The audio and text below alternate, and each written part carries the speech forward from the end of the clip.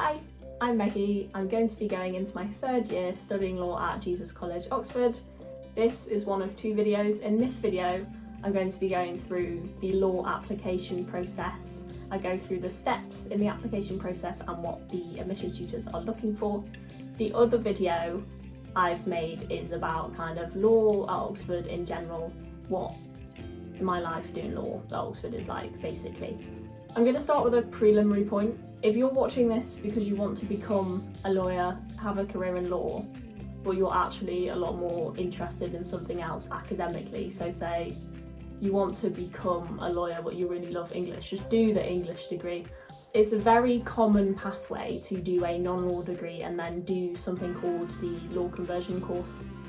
You will do your normal degree and then do a condensed version of the law degree, and you end up being qualified so you can then become either a solicitor or barrister, basically. Doing a non-law degree does not make it any harder for you to become a solicitor or barrister. What's a lot more important is one, kind of enjoying your time at university and also getting a good grade in your first degree. And if you're not interested in law, it's going to be a lot harder to do that than in the subject you are actually interested in. So I'm going to start talking about the application process. You probably know the basics, the steps in the application process. The things you need are first, good grades. This is GCSE grades and A-level grades or equivalent.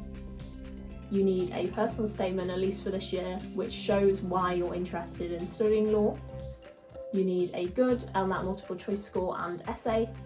And you also need to, in your interview, you need to be showing the tutors why they should give you a place. So starting with your grades, GCSE grades, it's obviously going to strengthen your application having stronger GCSE grades.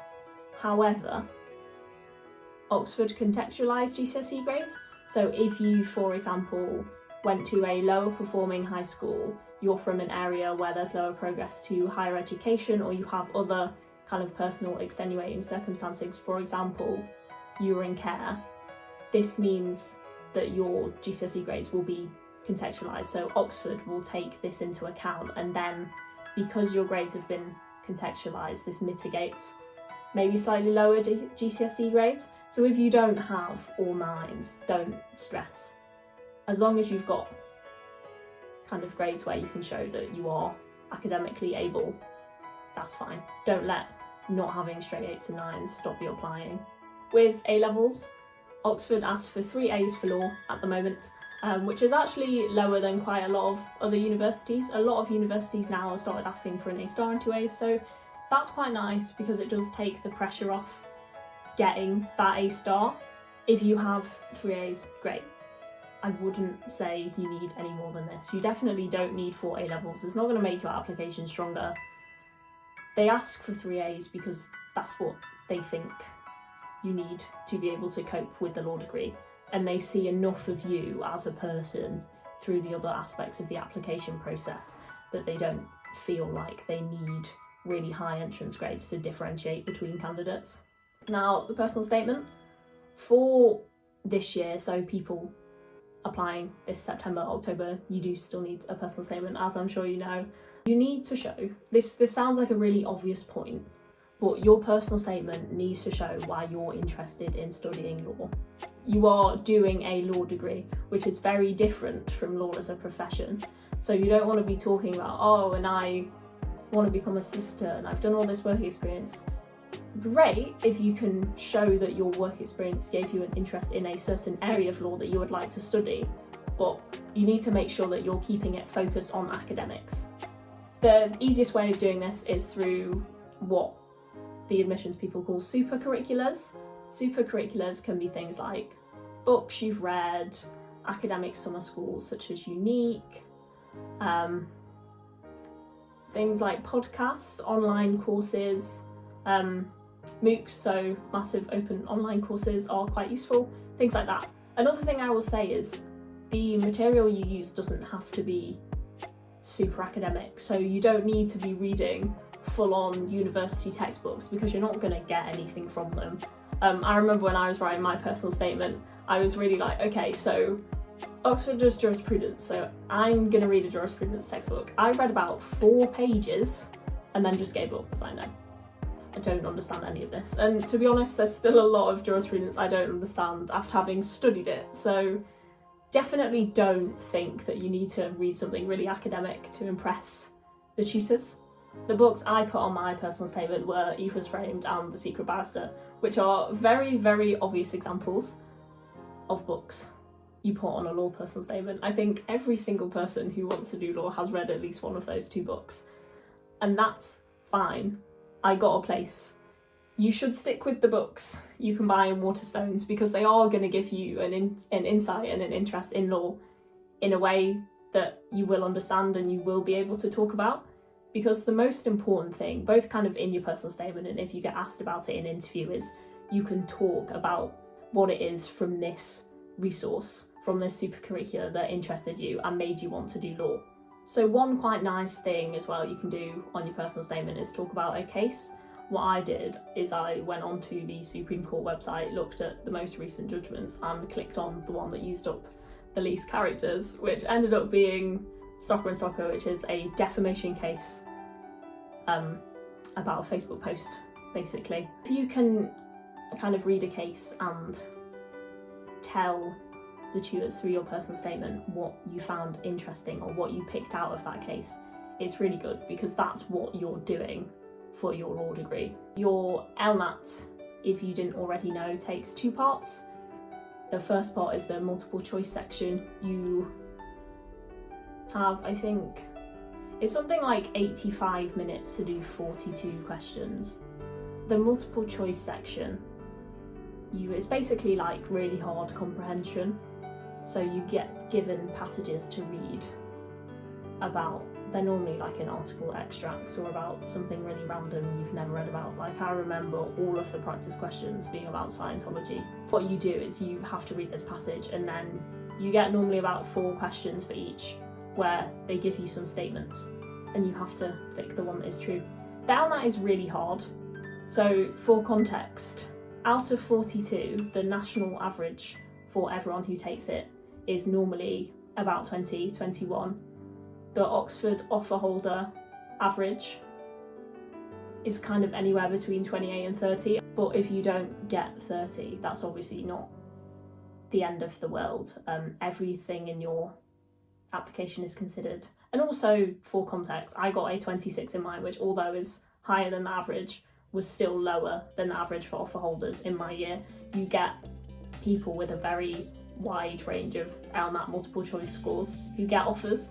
You also have to do an essay. This is the second part of your LNAT. So you get given a choice normally of 3 essays, I think, and then you get 40 minutes to write.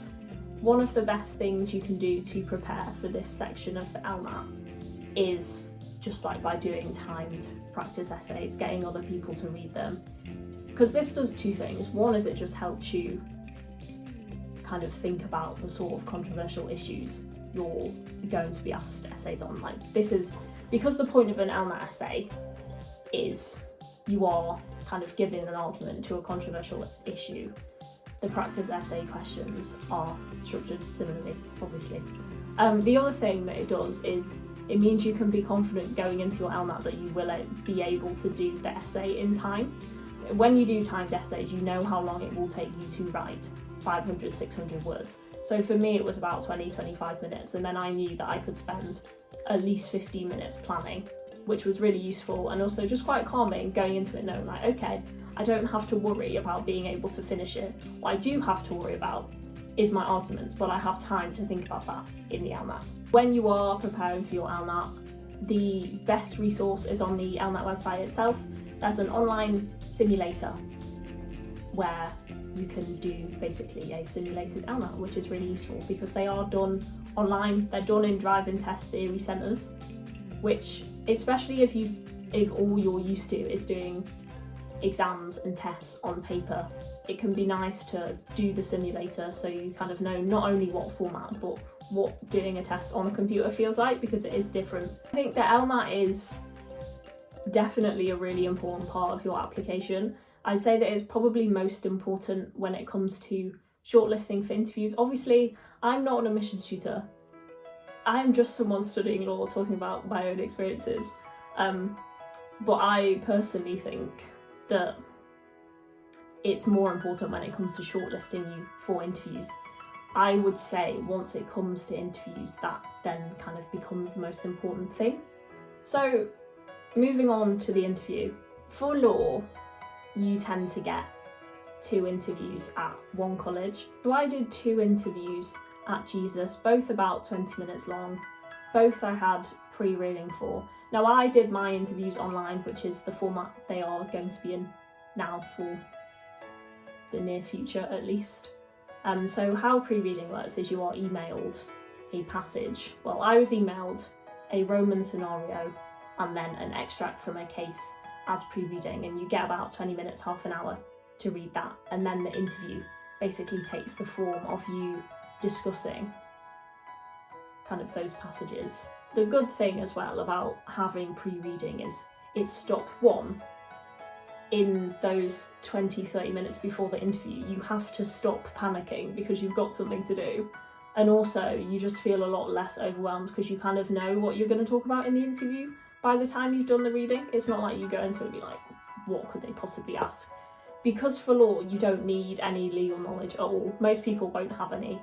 Some people will do law A level and then have a little bit, but most people don't have any legal knowledge, so you can be sat there like, I don't know what they're going to ask me. I don't know anything about law. They know you don't know anything about law. So the way my interview started was I got asked one question on my personal statement, and then we just talked through the pre-reading, and this was the same for both interviews. There's not that much you can do to prepare for a law interview because you're not expected to have any prior knowledge. It can be quite nice to read the news, make sure you know what's going on in the world, but you don't really need to do anything specific. One thing I will say about mock interviews in general, whether they are realistic to the Oxford interview or not, they are good practice at getting you to speak to someone about something you don't know. They're good at putting you in kind of a simulated situation of pressure, like you will be in that interview, so you'll be able to cope with it a lot more. If you are looking for a law interview video, there is one on the Jesus YouTube channel. The point about interviews, I said at the start of the video, you want to try and show yourself to the tutors as someone they want to give a place to. You want to stand out as someone willing to learn, someone they want to teach, someone who has potential in that subject, basically. And the way you do that is by showing how you think. That's what they're looking for. They're not looking for your knowledge of law. They're looking for how your mind works, basically. They want to see if you can follow logic, if you can form arguments, see where the strengths and weaknesses are in their and your arguments. This is the steps of the application process. I hope you found this useful, and if you do decide to apply for Oxford Law, absolutely best of luck.